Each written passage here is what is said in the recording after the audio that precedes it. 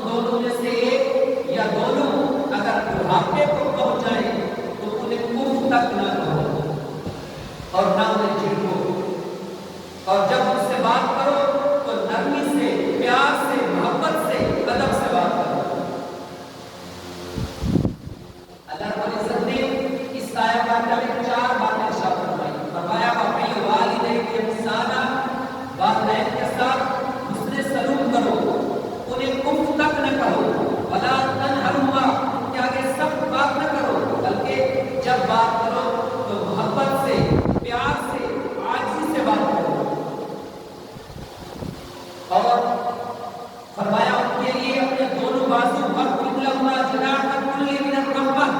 اپنے دونوں بازو عاجزی سے رحمت سے ان کے آگے جھکا دو، یعنی ان کی خدمت کرو اور رب کی بارگاہ میں عرض کرو وَقُلْ رَبِّ ارْحَمْهُمَا كَمَا رَبَّيَانِي صَغِيرًا، یا باری تعالیٰ جیسے کہ تو نے مجھے بچپن میں پالا تھا کہ خود تو ماں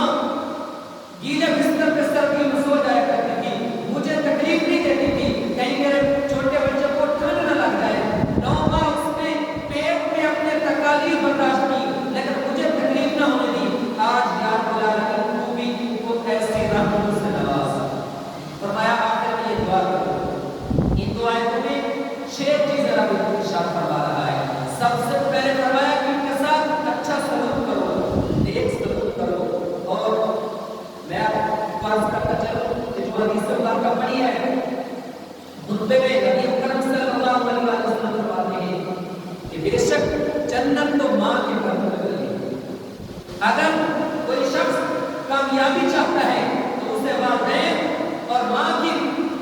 فرما برداری کرنی ہوگی اگر کامیاب شخص بننا چاہتا ہے۔ حدیث مبارکہ کا مفہوم ہے نبی محمد صلی اللہ علیہ وسلم نے ارشاد فرمایا کہ اگر تمہارے ماں باپ راضی ہیں، ماں باپ کی ناراضگی میں رب ناراض ہے، ماں باپ کی رضامندی میں رب راضی ہے، اور فرمایا یہ دونوں تمہاری جنت بھی ہیں، دونوں تمہاری جہنم بھی ہیں، یعنی اگر تم ان کی خدمت کرو گے تو جنت میں چلے جاؤ گے، اور اگر نافرمانی کرو گے بدنصیبی آپ کا مقدر کرے گی تو تمہارا جو آخر ٹھکانہ ہوگا وہ جہنم ہے۔ اور اس کی مثالیں ہمیں بہت ساری واقعات بلکہ احادیث سے بھی ملتی ہیں۔ حضرت یزید بستامی کا مشہور واقعہ،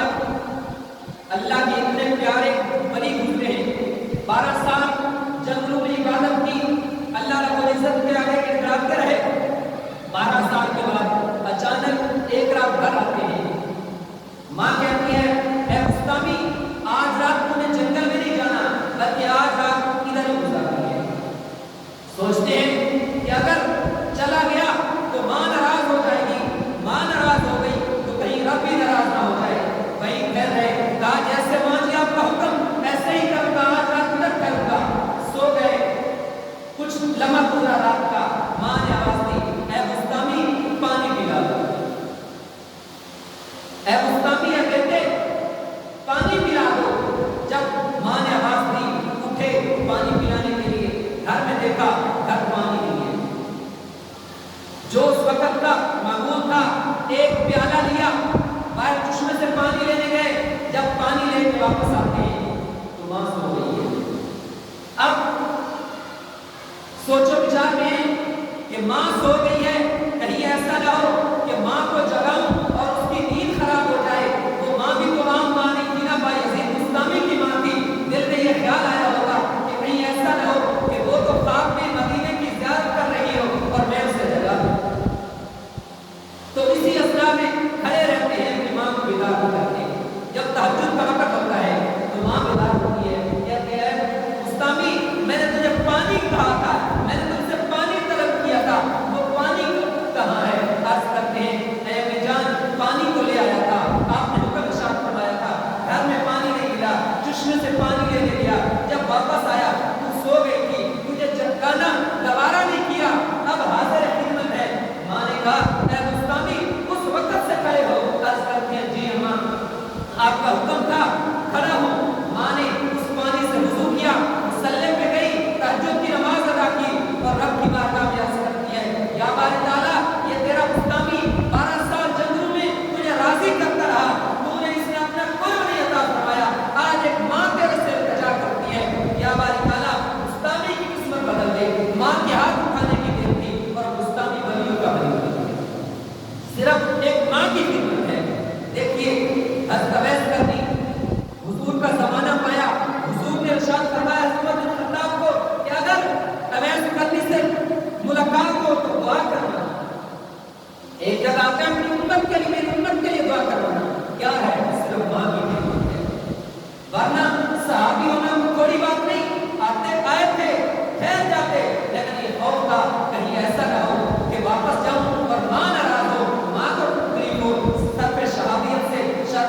آیا، لیکن رب نے وہ مقام عطا فرمایا کہ حضور نے ارشاد فرمایا کہ وہ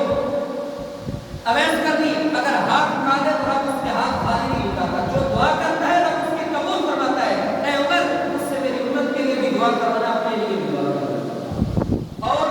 وہ قرآن مجید کا قصہ کہ جو بنی اسرائیل کا گائے کے متعلق ہے، وہ بھی ایک ماں کا عجیب واقعہ ہے۔ وہ ایک بچے کا چھوٹا سا بچہ تھا، چھوٹی گاں تھی، اس کے والد صاحب فوت ہوئے، ایک چھوٹا سا بچہ تھا، اور گائے کا بھی ایک چھوٹا سا بچہ تھا۔ اب وہ والد پریشان ہوتا ہے کہ میرا بچہ یہ بڑا ہوگا، میں تو میرا آخری وقت آ گیا ہے، تو یہ کیا کھائے گا، کیا پیے گا، کیا کرے گا؟ وہ اس بچڑے کو جنگل میں چھوڑ دیتا ہے اور رب کی بارگاہ میں دعا کرتا ہے، یا باری تعالیٰ جب یہ میرا بیٹا بڑا ہو جائے تو یہ پوری گائے اس کے حوالے کرتا ہے۔ وہ بچہ اتنا ماں کا فرمانبردار ہوا کہ اس نے دن کو جو مزدوری کرتا اس کے بھی 3 حصے وعید کیے ہوئے تھے، ایک حصہ اپنا کھانے کے لیے، ایک حصہ رب کی بارگاہ میں پیش کرتا اور ایک حصہ ماں کی پیش کرتا، اور رات کے بھی اس نے 3 حصے بنائے ہوئے تھے، ایک حصہ سوتا، ایک حصہ رب کی عبادت کرتا اور ایک حصہ صرف ماں کی خدمت کرتا۔ وقت گزرتا گیا، وہ بچہ جب بڑا ہوا ہے تو ماں کہتی ہے تو ایک محنت مزدوری کرنے والا بچہ ہے، تیرے والد نے تیرے لیے ایک گائے جنگل میں چھوڑی ہے، فلاں جنگل میں جا اور وہ گائے اس کو جب تو آواز دے گا تو وہ تیرے پاس آج اس کو پکڑ کے لیے۔ جب وہ بچہ جاتا ہے جنگل میں تو گائے کو آواز دیتا ہے، رب کی طرف سے رب اس گائے کو بولی سکھا دیتا ہے اور وہ کہتی ہے، اے پکارنے والے میں تیری ہی گائے ہوں اور تو میرے اوپر سوار ہے۔ وہ بچہ کہتا ہے،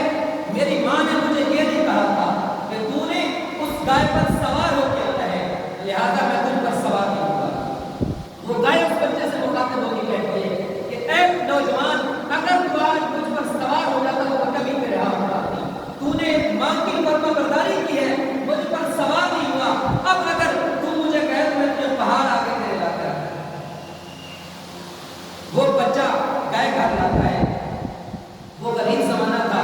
اس کی ماں کہتی ہے کہ تجھے ضرورت ہے، تو ایک محنت کا شادی ہے، اس گائے کو جا کے 3 دینار کا بیچ دے، لیکن منڈی میں جب سودا طے ہو جائے تو تو نے میرے سے اجازت لے لی۔ وہ بچہ وہ گائے لے کے منڈی میں جاتا ہے، جب منڈی میں پہنچتا ہے تو اللہ رب العزت اپنا ایک فرشتہ بھیجتا ہے اس بچے کی آزمائش کے لیے کہ کیا واقعی یہ ماں کا فرمانبردار ہے یا پیسے کا لالچ ہے۔ جب وہ بچہ وہاں پہنچتا ہے، فرشتہ آتا ہے، حالانکہ اس کو ماں نے 3 دینار کہے تھے، وہ فرشتہ آتا ہے رب کی طرف سے اور کہتا ہے مجھے 6 دینار دیتا ہوں، یہ گائے مجھے دے دے، لیکن اپنی ماں سے اجازت لے لینا ابھی مجھے دے دے۔ وہ بچہ کہتا ہے یہ 6 دینار کیا، تو مجھے اتنا سونا بھی دینا جتنی گائے تب بھی میں ماں کی اجازت لے تجھے گا دے دوں۔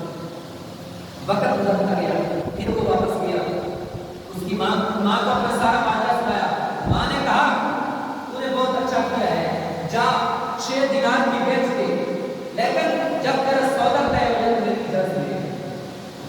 پھر وہ جاتا ہے، پھر وہی فرشتہ رب کی طرف سے آتا ہے اور کہتا ہے 12 دینار کی گائے دے دے، لیکن ماں سے اجازت نہیں لیتی۔ بات کہتا ہے جو اللہ کو فرشتہ کا وظائف آتا ہے، وہ کہتا ہے 12 دینار لے لے، لیکن میں بھی اجازت نہیں لیتی۔ تو وہ شخص کہتا ہے ایسا نہیں ہوگا، میں ماں کی اجازت کے بغیر کبھی نہیں لے سکتا۔ وہ گھر جاتا ہے، اپنی ماں کو پھر سناتا ہے کہ اب وہی لینے والا کہتا ہے کہ 12 دینار لے لے، لیکن ماں کی اجازت نہیں لیتی۔ رب بھی آزمائش میں اس بچے کو ڈال رہا تھا اور ماں بھی جانتی تھی کہ یہ رب کی طرف سے آزمائش ہے۔ اب وہی ماں اس بچے کو کہتی ہے اسی بندے سے جو تجھے اتنا ریٹ لگا رہا ہے، جا کے پوچھ کیا کہ میں یہ گائے بیچوں صحیح ہے نہ بیچوں۔ تو وہ آدمی جب دوبارہ منڈی میں آتا ہے وہ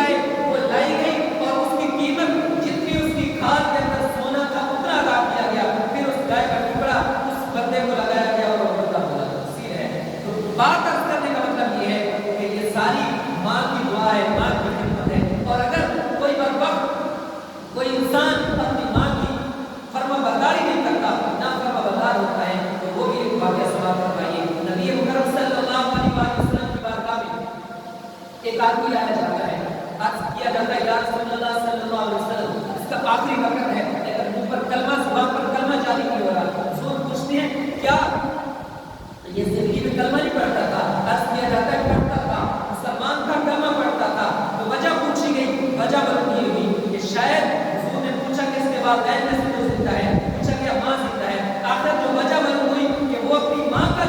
نافرمان تھا، یعنی فرما برداری نہیں کرتا تھا، تو حضور نے فرمایا اس کی ماں کو لاؤ۔ جب ماں کو لایا گیا تو حضور نے ماں سے سوال کیا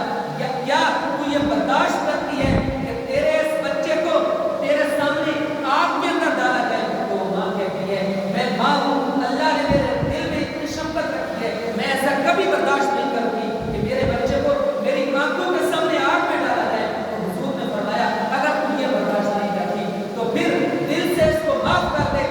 اس نے تجھے کوئی تکلیف پہنچائی ہے، تو ناراض ہے، اس وجہ سے اس کی زبان پر کلمہ جاری نہیں ہوگا۔ تو پھر آخر وہ ماں معاف کرتی ہے، اسی وقت اس آدمی کی زبان سے کلمہ جاری ہوتا ہے۔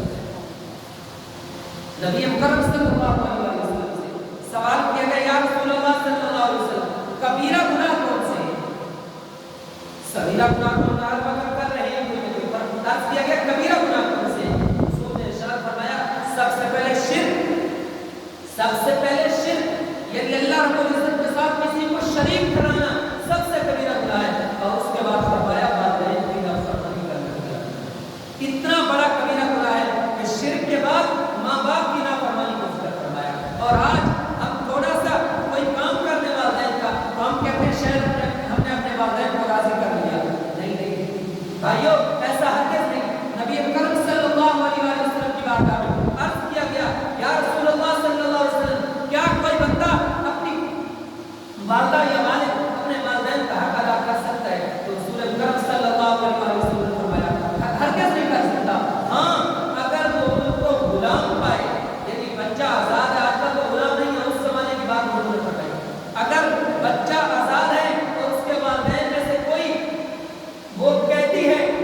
وہ آزاد نہیں وہ غلام ہے، انہیں خریدے اور آزاد کر دے تو تب تو ان کا حق ادا کر سکتا ہے، ورنہ جو کچھ مرضی کرتا ہے والدین کا حق ادا کرتا ہے۔